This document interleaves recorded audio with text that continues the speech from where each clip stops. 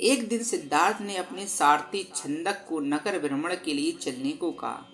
छंदक ने तुरंत राजकुमार के प्रिय घोड़े कंथक को तैयार किया। उस पर राजकुमार को सवार कराकर वह नगर भ्रमण के लिए चल पड़े।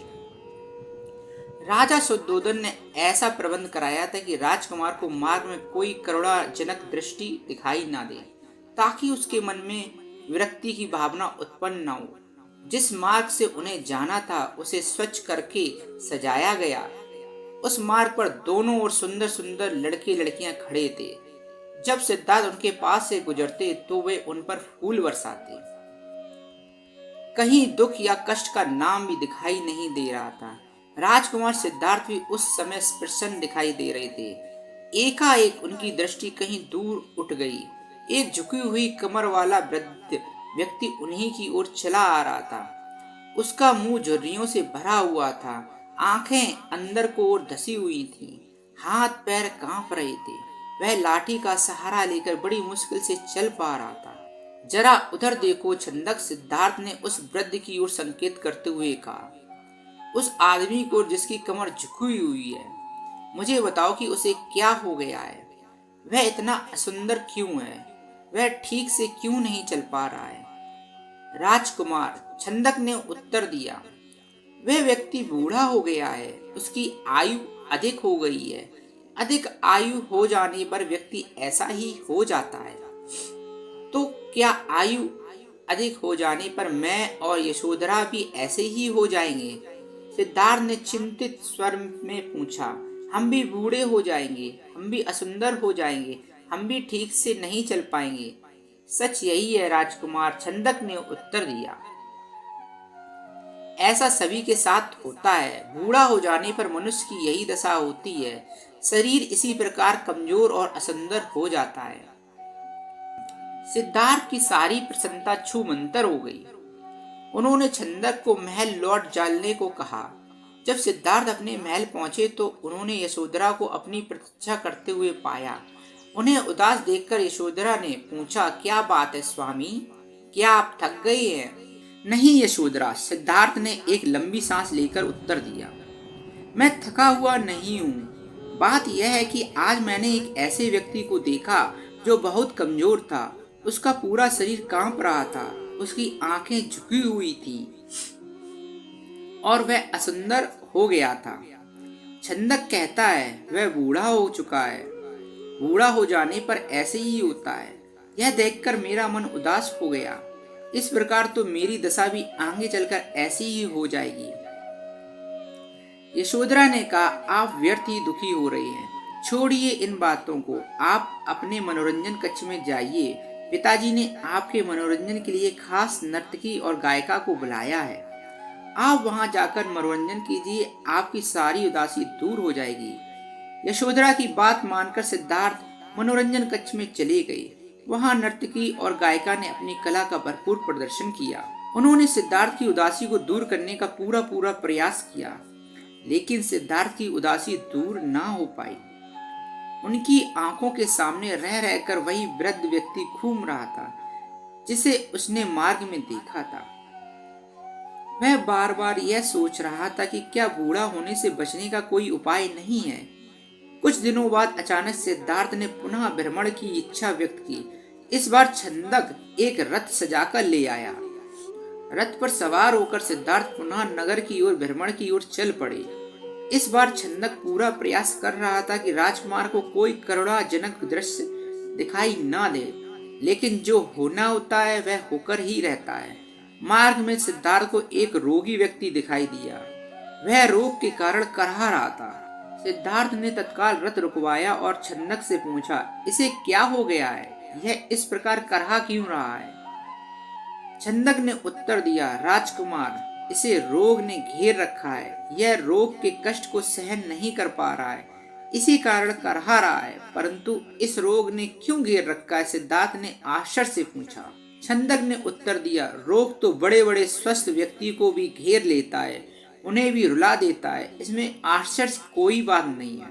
अपने जीवन काल में कोई ना कोई रोग लगभग प्रत्येक व्यक्ति को हो जाता है। सिद्धार्थ ने कहा, ओह, तो रोग भी मनुष्य को कष्ट पहुंचाते हैं। इनसे भी मनुष्य नहीं बच सकता है, मैं भी नहीं बच सकूंगा। जब मुझे भी कोई रोग हो जाएगा तो मैं भी इसी तरह दर्द से कराऊंगा। छंदक ने रथ को आगे बढ़ाया। थोड़ा आगे चलने पर सिद्धार्थ को एक शव यात्रा जाती हुई दिखाई दी। उन्होंने पुनः छंदक से प्रश्न किया, यह कैसा दृश्य है? 4 व्यक्ति अपने कंधों पर किसे लेकर जा रहे हैं? इनके पीछे कुछ लोग रोते हुए क्यों जा रहे हैं? छंदक ने उत्तर दिया, राजकुमार, यह व्यक्ति मर गया है। यह चारों इसके संबंधी है। यह इसके शव को उठाकर शमशान में ले जा रहे हैं। जो पीछे पीछे रोते जा रहे हैं वे इसके कुटुंब के लोग हैं। शमशान में इसे मृतक शरीर को जला दिया जाएगा। सिद्धार्थ ने अगला प्रश्न किया है, यह व्यक्ति मर क्यों गया है? छंदक ने कहा, मृत्यु इस संसार का एक अटल सत्य है। मृत्यु ने आज तक किसी को नहीं छोड़ा है। कोई भी व्यक्ति किसी भी समय मर सकता है। यह सुनकर सिद्धार्थ का दिमाग घूम गया। वह ठंडी सांस लेकर सोचने लगे, क्या इसी को जीवन कहते हैं, जिसमें मनुष्य को तरह तरह के रोग घेर लेते हैं, जिसमें कभी भी मृत्यु का आगमन हो सकता है। मनुष्य जब बूढ़ा हो जाता है तो वह दुर्बल और असहाय हो जाता है। उसके शरीर को जलाकर भस्म कर दिया जाता है। क्या जीवन के इन भयानक दुखों से छुटकारा नहीं मिल सकता है? इसका कोई तो उपाय होगा। सिद्धार्थ मन ही मन में ऐसा सोच रहे थे कि तभी उन्हें एक सन्यासी दिखाई दिया। उसने भगवा वेश धारण कर रखा था। साधना और तपस्या के कारण उसका मुखमंडल चमक रहा था। उसके ओंठ मुस्कुरा रहे थे। सिद्धार्थ को वह संसार का सबसे प्रसन्न व्यक्ति दिखाई दिया। उन्होंने छंदक से पूछा, यह स्वस्थ और तेजस्वी व्यक्ति कौन है? छंदक ने उत्तर दिया, यह एक सन्यासी है। इसने संसार के सभी सुख त्याग रखे हैं। इसने संयम द्वारा अपनी इंद्रियों को वश में कर रखा है। यह अपने ईश्वर की तपस्या साधना करता है, इसलिए यह स्वस्थ, निरोग व सुंदर है। तपस्या के कारण ही इसका मुखमंडल चमक रहा है। सिद्धार्थ को जैसे अपने सभी प्रश्नों के उत्तर मिल गए। वह एकदम शांत हो गए। उस सन्यासी के दर्शन मात्र से ही उनके मन का सारा क्लेश दूर हो गया। उसने मन ही मन सोचा, रोग, बुढ़ापा तथा जन्म मरण के कष्ट से छुटकारा पाने का उपाय संयम, त्याग तथा तपस्या है। जीवन का सार सत्य की खोज करना है। संसार के सभी सुख नकली हैं। मैं अब इन झूठे सुखों में नहीं फंसूंगा। मैं उस तेजस्वी सन्यासी की तरह बनूंगा। रथ अपने पूरे वेग से दौड़ता रहा और उससे भी अधिक वेग से दौड़ता रहा सिद्धार्थ का मन। उसे बार बार उस सन्यासी का ध्यान आता था। उनके मन में विरक्ति की भावना बढ़ती ही जा रही थी। जब सिद्धार्थ राजमहल में लौटे तो उन्हें एक शुभ समाचार मिला। यशोधरा ने स्वस्थ व सुंदर पुत्र को जन्म दिया था। दास दासियों ने सिद्धार्थ को घेर लिया और उन्हें बधाइयां देने लगी। उन्हें यह आशा था कि सिद्धार्थ से उन्हें पुरस्कार मिलेगा, लेकिन सिद्धार्थ पर इस शुभ सूचना का कोई प्रभाव दिखाई न दिया। चारों ओर हर्ष का सागर लहरा रहा था। पूरे राजमहल में बधाइयों के स्वर गूंज रहे थे। वहां राजा सुद्धोधन व रानी प्रजावती जो तो प्रसन्नता से पागल हुई जा रही थी। वे बधाई देने वाले को मुंह मांगा पुरस्कार दे रहे थे। कपिल वस्तु में नए राजकुमार के जन्म लेने के उपलक्ष्य में नाच गाने व उत्सव होने लगे, लेकिन सिद्धार्थ को उनमें कोई रुचि न थी। वह उदास अपने भवन में घूम रहे थे। उनके मन में संघर्ष चल रहा था। वे किसी भी उत्सव में सम्मिलित नहीं हुए। अपने नवजात पुत्र से भी मिलकर सिद्धार्थ को प्रसन्नता न हुई। उनका मन सब कुछ त्याग कर शांति व सत्य की खोज करना चाहता था।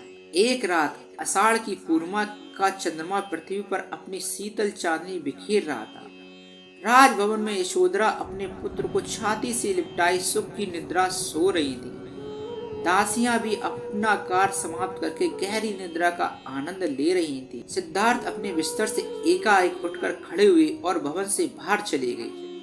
भवन से बाहर निकलकर वह सहसा टिटके। उनके मन में एक बार यशोधरा व राहुल को देखने की इच्छा उत्पन्न हुई। जिस प्रकार सर्प अपनी केचुली को उतार कर उसकी ओर नहीं देखता है, वैसे ही सिद्धार्थ ने भी अपने मुंह को एक ही झटके से त्याग दिया।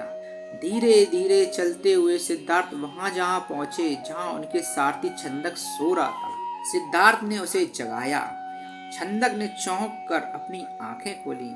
वह निकट बंधे कंदक घोड़े ने भी हिनहाना कर सिद्धार्थ की ओर देखा। छंदक ने नम्रता से आश्चर्य से कहा, राजकुमार आप और यहाँ, वह भी रात के इस समय, सब कुछ ठीक तो है ना? सिद्धार्थ ने आदेश दिया, छंदक तुरंत रथ तैयार करो, मैं इसी समय राजभवन से बाहर जाना चाहता हूँ। छंदक ने ध्यानपूर्वक सिद्धार्थ की ओर देखा। वह कुछ पूछना चाहते थे परंतु पूछने का साहस ना कर सका।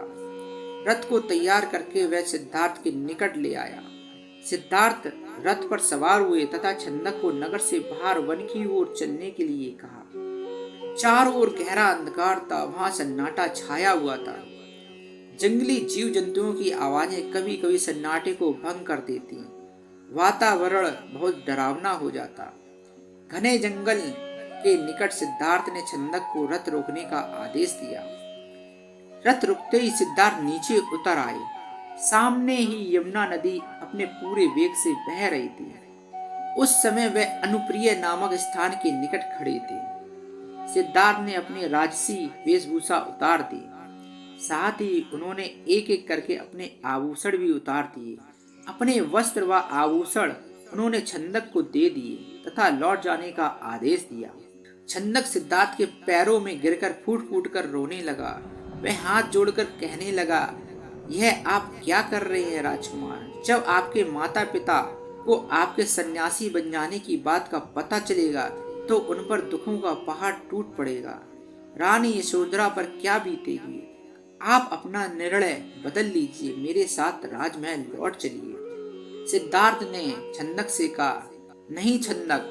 सिद्धार्थ ने सुंदर व सुगंधित बालों को काट कर कहा, मैं अब नहीं लौटूंगा। मैंने सोच विचार कर ही यह निर्णय लिया है। मैं सत्य व ज्ञान का मार्ग खोजना चाहता हूँ जिससे मानव शांति पा सके। तुम आंसू पोंछ लो और राजभवन लौट जाओ। छंदक को सिद्धार्थ की आज्ञा का पालन करना पड़ा। उसने सिद्धार्थ के चरण स्पर्श किए, उनके कीमती वस्त्रों व आभूषणों को रथ पे रखा और कपिल वस्तु की ओर चल पड़ा। जिस समय छंदक राजभवन में लौटा, सुबह का प्रकाश चारों ओर फैल चुका था। राजा शुद्धोधन बाग में भ्रमण कर रहे थे। जब उन्होंने सिद्धार्थ का खाली रथ देखा तो उनके माथे पर बल पड़ गए। उन्होंने क्रोध से छंदकी की ओर देखा और पूछा, तुम बिना बताए सिद्धार्थ को कहाँ ले गए थे? वह इस समय कहाँ है? छंदक ने रोते हुए वह पूरी बात बता दी। फिर रथ से सिद्धार्थ के कीमती वस्त्र व आभूषण लाकर उन्हें सौंप दिए। शुद्धोधन उन वस्त्र आभूषणों को छाती से लिपटाकर फूट फूट कर रोने लगे। उन्होंने कहा, विद्वान पंडितों व ज्योतिषियों की भविष्यवाणी आज सच हो गई। मेरा बेटा संसार के सभी सुखों को ठुकरा कर सन्यासी बनने चला गया।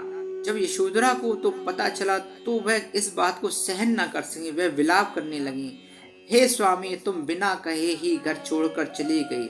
मुझसे कम से कम एक बार मिल तो लेते। क्या मैं इस योग्य भी नहीं? मुझसे कम से कम एक बार मिल तो लेते। क्या मैं इस योग्य भी नहीं थी? क्या तुम्हें अपने छोटे से पुत्र का भी ध्यान नहीं आया? कम से कम उससे तो मिलकर जाते।